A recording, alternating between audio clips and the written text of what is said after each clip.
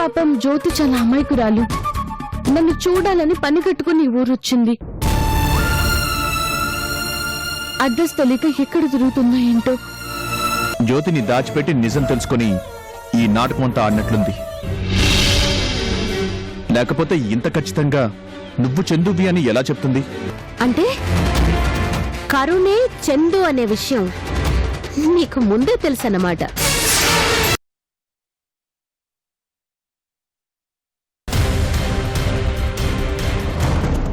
నువ్వు కరుణ మీద ఉన్న అభిమానంతో తన స్నేహితురాల గురించి నన్ను ఆరా తీయడం కోసం వచ్చావు.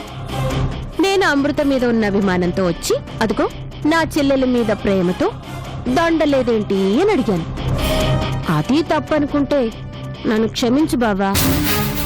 నువ్వెందుకు భార్గవి క్షమాపణలు అడగాలి? నువ్వు అడిగింది తప్పు అని బుద్ధున్న ఏ మనిషి అనడు.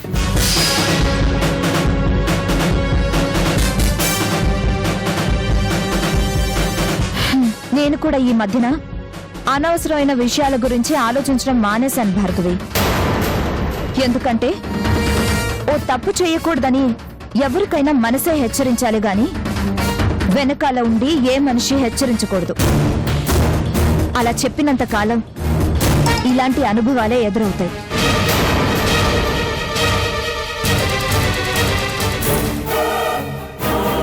చూడు భార్గవి, ఇలా ఎంతకాలం మనుషుల్ని వాళ్ళ మనసుల్ని గాయపరుస్తూ నీ రాక్షసత్వాన్ని చాటుకుంటావో చాటుకో. కానీ ఏదో ఒకరోజు నువ్వు చేసే పాపాలు నిన్ను నాశనం చేస్తాయి. ఆ రోజు ఆ దేవుడు కూడా నిన్ను క్షమించడు.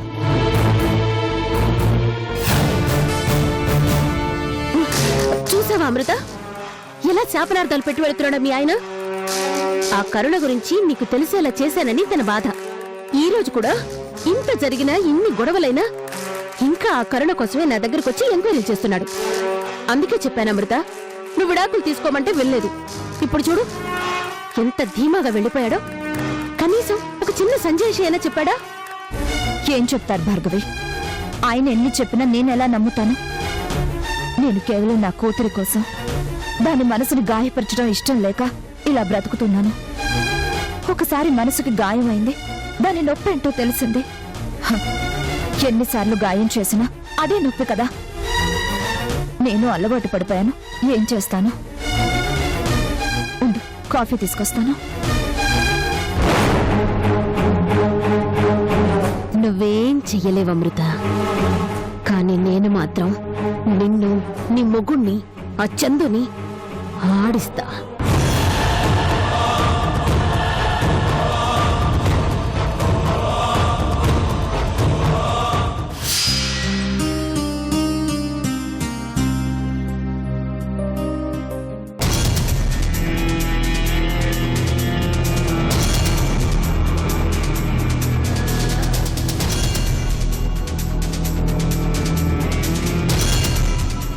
Excuse me doctor.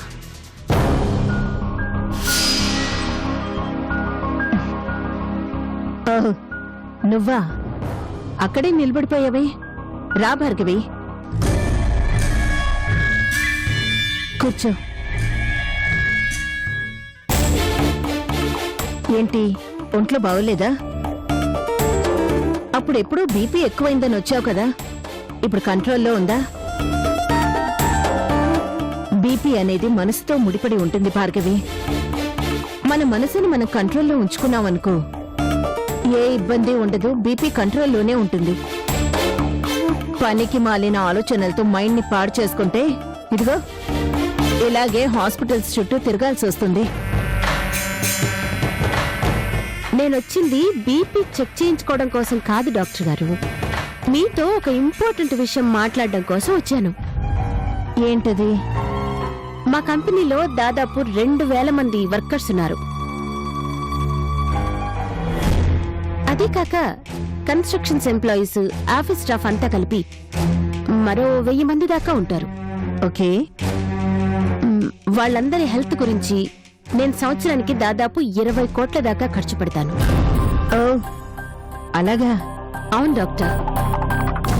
ఇప్పుడు వాళ్ళకి మరింత మెరుగైన వైద్యం ఇప్పించడం కోసం ఇంకా చాలా ఖర్చు పెట్టాలి అని అనుకుంటున్నాను. ఆ 20ని 50 దాకా పెంచాలి అనుకుంటున్నాను. వెరీ గుడ్, చాలా మంచి డెసిషన్. మరి నా ఖర్చుకి తగిన ప్రతిఫలం ఉండాలి అంటే మంచి హాస్పిటల్ అవసరం. మీ హాస్పిటల్ని ఆథరైజ్ చేద్దామని వచ్చాను. ఏమంటారు? అంతకంటేనా?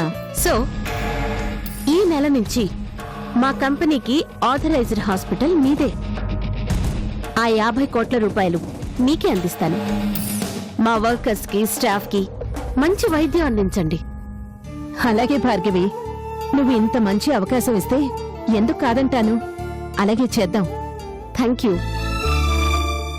డాక్టర్. అయితే మనం రేపు ఎల్లుండో అగ్రిమెంట్స్ చేసుకుందాం. నువ్వు సరే అంటే నేను ఈ రోజైనా రెడీయే భార్గవి. మీలాంటి మంచి వాళ్ళు నా కంపెనీకి ఆథరైజ్ కావడం నాకు చాలా సంతోషంగా ఉంది. ఈ క్షణం నుంచి మనం బాగా కావాల్సిన వాళ్ళం. ఏమంటారు? ఆఫ్ కోర్స్, నిజమే. నాకు మీ స్టాఫ్ అందరి వివరాలు కావాలి డాక్టర్. స్టాఫ్ వివరాలా? ఎందుకు? ఆ, అవన్నీ కంపెనీ పాలసీ. ఫర్ ఎగ్జాంపుల్, మన కరుణ ఉంది.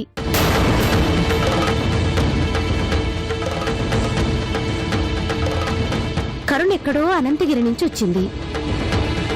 తను ఎవరు, ఎక్కడి నుంచి వచ్చింది, తను అసలు ఎవరు అనే వివరాలు అందులో ఉండాలి. ఎందుకంటే కంపెనీ మ్యాటర్స్ కదా. అవును డాక్టర్, కరుణ అనంతగిరి జోసెఫ్ గారి హాస్పిటల్ నుంచి వచ్చింది కదా. జోసెఫ్ గారు అంతకు ముందే మీకు తెలుసా? అసలు కరుణ జోసెఫ్ గారికి ఎలా పరిచయమో కూడా మీకు తెలుసుండాలి కదా. చందుకి ట్రీట్మెంట్ ఇచ్చిన డాక్టర్ మీరే కదా. నాకు కరుణే చందు అనే అనుమానం ఉంది. అది అవునో కాదో మీరు తేల్చి చెప్పగలరు కదా. ఏమంటారు? Get up. I say get up. Get out. ఎందుకు ఆవేశపడుతున్నారు డాక్టర్? నేను మీతో బిజినెస్ గురించి మాట్లాడడానికి వచ్చాను. Shut up. నీ మాయలో పడిపోవడానికి నేనేం పిచ్చిదాన్ని కాదు. నువ్వెందుకొచ్చావో ఆ మాత్రం తెలుసుకోలేనంత అమాయకురాల్ని కాదు.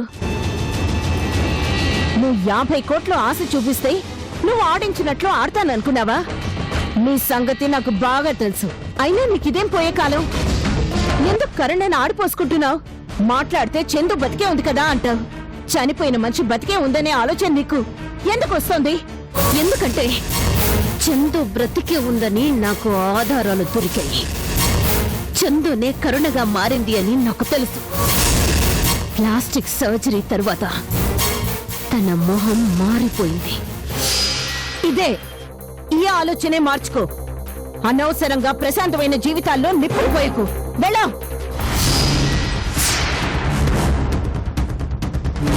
మళ్ళీ ఈ హాస్పిటల్ చుట్టుపక్కల కూడా కనిపించకు. వెళ్ళిక్కడి నుంచి. వెళ్తాను, కానీ ఎంతకాలం మీ అందరూ చందుని దాస్తారో అది చూస్తాను. ఏదో ఒక రోజు నిజాన్ని నేనే బయటికి లాగుతాను.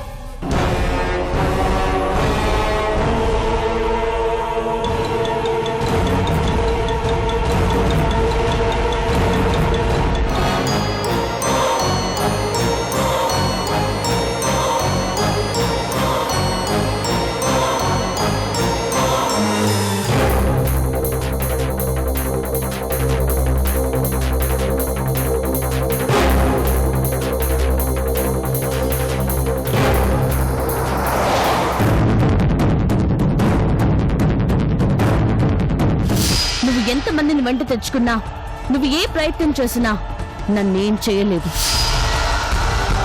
తప్పు చేస్తున్నావు భార్గవి. నీ గొయ్యిని నువ్వే తవ్వుకుంటున్నావు. ఇదే ఈ ఆలోచనే మార్చుకో. అనవసరంగా ప్రశాంతమైన జీవితాల్లో నిప్పులు పోయకు. వెళ్ళా. చందు, నువ్వు ఎంతకాలం ఇలా తప్పించుకొని తిరుగుతావే? నువ్వు చందువి అని నీ చేతనే చెప్పిస్తాను. నేను చెప్తే అది తప్పు అని నిరూపించడానికి నీ చుట్టూ చాలా మంది ఉన్నారు. కానీ నువ్వు చందువు అని నీ అంతట నువ్వు బయటపడ్డానికి నా దగ్గర చాలా ప్లాన్స్ ఉన్నాయి. వదులుతా, ఒక్కొక్క అస్త్రాన్ని గురి చూసి నీ మీద కుదులుతా. నా మొదటి అస్త్రమే జ్యోతి. ఆ జ్యోతి నీ గుట్టు బయట పెడుతుంది. రెడీగా ఉండు.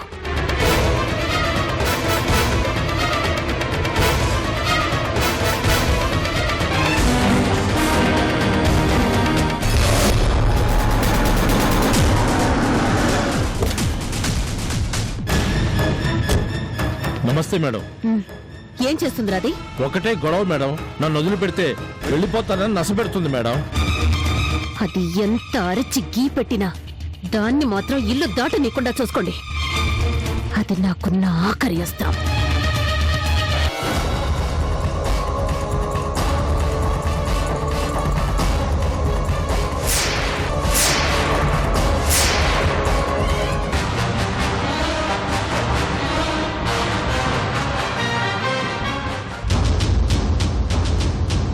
ఏం జ్యోతి, ఎలా ఉన్నావు? ఇది మీకు న్యాయంగా ఉందండి? నేను మీకు మంచి చేశాను కానీ చెడు చేయలేదు కదా. నీకు కరుణకి మధ్య ఏం గొడవలున్నాయో నాకు తెలీదు. మిమ్మల్ని ఎవరో చంపబోతుంటే చూడలేక కాపాడాను. అదే తప్పైంది. దానికి నాకిచ్చే బహుమతి ఇదేనా? నన్నింకా ఎంతకాలం ఇక్కడే దాచిపెడతావు? నన్ను వదిలే. నేను ఎవరికంటా పడకుండా మా ఊరికి వెళ్ళిపోతాను. నన్ను కాపాడవనే కారణంతోనే నిన్నిక్కడ రాజలాంఛనాలతో చూసుకుంటున్నారు. లేకపోతే నీకు నరకం కనిపించేది. అయినా నువ్వు నా మాట వింటే నిన్ను మహారాణిలా చూసుకుంటాను. భర్తకి బిడ్డకి దూరమై మొహం మారిపోయి ఎక్కడో బిక్కు బిక్కుమని బతుకుతున్నా ఆ కరుణ మీద ఎందుకమ్మా నీకు అంత పగ? అయినా మీది పగ సాధించే వయసా? ఇంకో 10 ఏళ్లలో ఎవరుంటారో ఎవరు పోతారో తెలీదు. దానంతట అదే పోతే నాకు మనసెంత ఎలా ఉంటుంది జ్యోతి? దేని లెక్క దానిదే. ఇదిగో ఫోన్, కరుణతో మాట్లాడు. ఏం మాట్లాడాలి? నువ్వు ఎక్కడున్నావో ఎలా ఉన్నావో చెప్పు. తన్ని చూడ్డానికొచ్చిన పాపానికి నువ్వు ఎంత నరకం అనుభవిస్తున్నావో చెప్పు. మాట్లాడు. నేను మాట్లాడినమ్మా. నీ బాలకం చూస్తుంటే మీరేదో కరుణని ఏడిపించడానికే వచ్చారు. నా చేత మాట్లాడించి ఏదో చెయ్యాలనుకుంటున్నారు. నేను చెడ్డదాన్ని అని అందరూ అనుకుంటారు, కానీ చెప్పింది చెప్పినట్టు చేస్తే ఎవరైనా ఎందుకు చెడ్డవాళ్ళు అవుతారే? నీలాంటి వాళ్ళు ఇలా అడ్డం తిరిగితేనే నాలాంటి వాళ్ళు చెడుగా మారాల్సి వస్తుంది. తప్పు మీది కానీ నాది కాదు కదే. అర్థం చేసుకోరేంటే?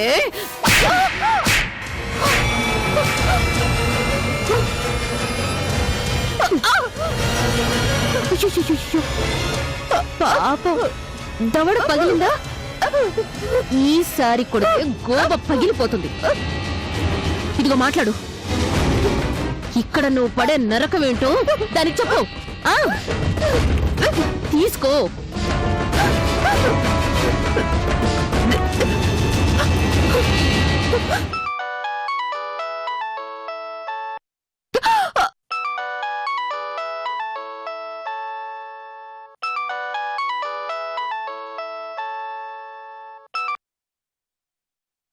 హలో హలో హలో కరుణ, నేను జ్యోతిని. కరుణ.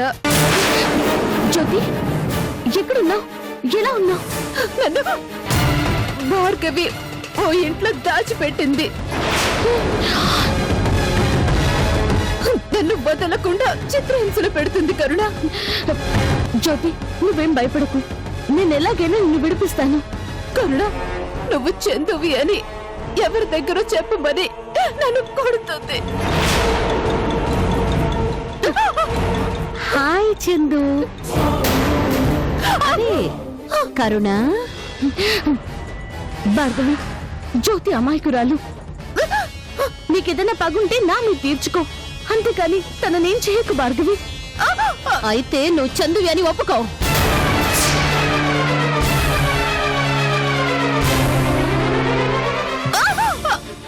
లేకపోతే ఈ జ్యోతికి ఈ నరకం రోజు ఉంటుంది. నీకు స్నేహితురాలైన పాపానికి ఈ జ్యోతి చచ్చిపోయినా ఆశ్చర్యం లేదు. చెప్పు, నువ్వు చందు అని ఒప్పుకో. ఏయ్! హలో కరుణ, నేను చచ్చినా పర్వాలేదు, నువ్వెవరికి ఏం చెప్పుకో. ఏం చేస్తుందో చూద్దాం. ఏయ్!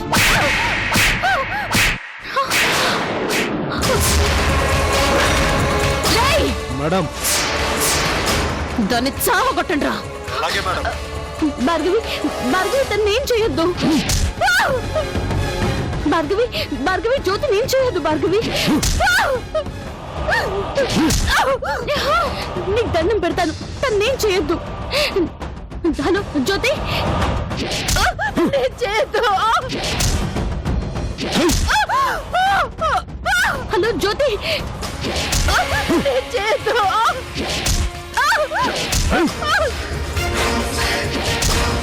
హలో జ్యోతి,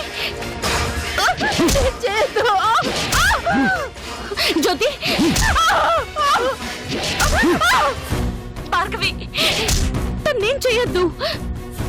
హలో జ్యోతి, భార్గవి పెట్టేవే ఫోను.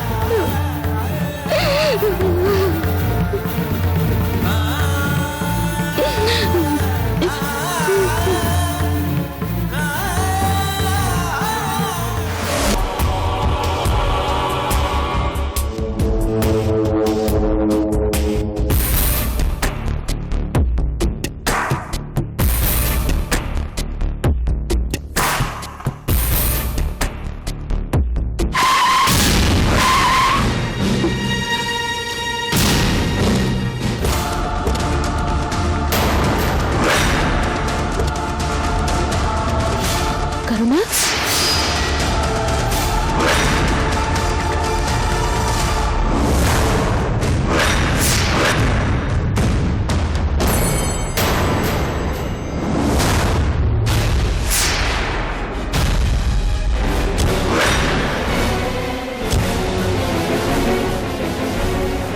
ఏంటి ఇంత బిల్డప్ ఇచ్చావు? ఆఫ్టర్ ఆల్ ఒక నర్స్ కి కార్ నడపడం కూడా వచ్చా? కరుణకి కార్ నడపడం రాదేమో కానీ చందుకొచ్చు. జ్యోతి ఎక్కడా? ఏ జ్యోతి? భార్గవి, నాటకాలు అడకు. జ్యోతిని ఏం చేశా? ఇప్పటి వరకైతే ఏం చేయలేదు, ఇక ముందు ఏం చేస్తానో తెలీదు. భార్గవి, జ్యోతికి ఏదైనా అపకారం జరిగిందో నీ ప్రాణాలు తీస్తాను. నీకంత సీనుందా? అయినా నువ్వు చందువి కానప్పుడు జ్యోతి గురించి నీకెందుకు? అవును, నేను చందునే. నేను చందునే. అయితే నిరూపించు చూద్దాం. నేను చందునని నిరూపిస్తే అందరికంటే ఎక్కువగా నష్టపోయేది నువ్వే భార్గవి, అది గుర్తుంచుకో. నేనా? ఎలా? ఎలా అంటే నా ఆవేశం అదుపులో ఉన్నంత వరకే నీ ఆటలు సాగుతాయి. అదుపు దాటిందో నిన్ను చంపి ఇంకోసారి జైలుకి వెళ్తాను, జాగ్రత్త. ఇప్పటికే ఒకసారి జైలుకి వెళ్ళొచ్చాను, ఇంకోసారి వెళ్ళడానికి నాకు భయం లేదు. మర్యాదగా జ్యోతిని వదిలే. తను అమాయకురాలు, కేవలం నన్ను చూడ్డానికే వచ్చింది. అనవసరంగా తనని హింసించకు. వదిలే. వదిలేస్తా. కాకపోతే ఇప్పుడు నువ్వు నా దగ్గర ఒప్పుకున్నావే, నువ్వే చందువి అని, అదే అందరి ముందు ఒప్పుకోవాలి. రాజా ముందు ఒప్పుకోవాలి, అమృత ముందు చెప్పాలి, మీ డాడీ ముందు ఓపెన్ అవ్వాలి. దానివల్ల నీకొచ్చే లాభం ఏంటి? నన్ను చందునని నిరూపించి ఏం సాధిస్తావు? నీ మొగుడు పడే బాధని చూడాలి. నువ్వే చందువని తెలిస్తే ఆ అమృత గుండె పగిలిపోతుంది. ఇంతకాలం పక్కనే ఉండి ద్రోహం చేశావని నిన్ను నీ మొగుడిని తిట్టిపోస్తుంది. తన కాపురాన్ని నాశనం చేశావని కుమిలి కుమిలి చచ్చిపోతుంది. ఏం బతుకే నీది? నువ్వు అసలు మనిషివేనా? నీ జీవితంలో నీ వల్ల ఒక్కరైనా సంతోషంగా ఉన్నారా? నిన్ను నమ్మి స్నేహం చేస్తున్న అమృతకి అన్యాయం చేయడానికి ఇన్నెత్తులేస్తున్నావు. సిగ్గుగా లేదు? లేదు, సిగ్గులేదు. ఎందుకంటే నువ్వు నా స్థానంలో ఉండి చూడు, అప్పుడు తెలుస్తుంది. ఒక్కసారి నా మనసుతో ఆలోచించి చూడు, నీకు అర్థమవుతుంది. మనసా? నీకు మనసు అనేది ఉందా? ఉంది. ఉంది కాబట్టే పగ అనేది పుట్టింది, కసి అనేది పెరిగింది. దానికి కారణం అడుగడుగునా నాకు అన్యాయమే జరిగింది కాబట్టి. నీ తండ్రి నా తల్లిని మోసం చేసి నన్ను కన్నాడు, పట్టించుకోకుండా వదిలేశాడు. అక్కడ అన్యాయం. రాజా లాంటి వ్యక్తికి భార్యను కావాలి అనుకున్నాను, అక్కడ అన్యాయం. కనీసం నువ్వు చచ్చిన తర్వాతైనా రెండో పెళ్ళా అవుదాం అనుకుంటే అక్కడ నీ తండ్రి ఆ అమృతనిచ్చి కట్టబెట్టి మళ్ళీ అన్యాయం చేశాడు. నా పగ ఎలా తీరాలి? నువ్వు బ్రతికున్నావని తెలిసాక ఆ అమృత ఏడవాలి, నీ తండ్రి ఏడవాలి, ఆ రాజా ఏడవాలి. అది నా కోరిక. నీ కోరిక నువ్వు చచ్చినా నెరవేరదు. తప్పు చేసింది నువ్వు. నీ అమ్మని మా నాన్న మోసం చేయలేదు, మీ అమ్మే మా నాన్నని మోసం చేసింది. సిగ్గు లేకుండా నిజాలు తెలియకుండా ఆయన మీద పగని పెంచుకున్నావు. పెళ్ళైన మగాడి మీద మోసు పెంచుకొని సొంత చెల్లెలైన నా కాపురంలో చిచ్చు పెట్టడానికి నీచమైన స్థాయికి దిగజారి నా మొగుడు వెంటపడ్డావు. నువ్వు నచ్చలేదు చెయ్యని ఉమ్మేసినా పట్టించుకోకుండా మళ్ళీ నా మొగుడు వెంటపడి రెండో పెళ్ళంగా రావాలనుకున్నావు. ఇంకా ఈ వయసులో కూడా ఇంత నీచంగా ఆలోచిస్తున్నావంటే ఏం పుట్టుకే నీది? ఛీ! ఏ కోణంలో అయినా నువ్వు మనిషిని ఆలోచిస్తున్నావా? నీకంటే పశువులున్నాయో. ఏం కూసవే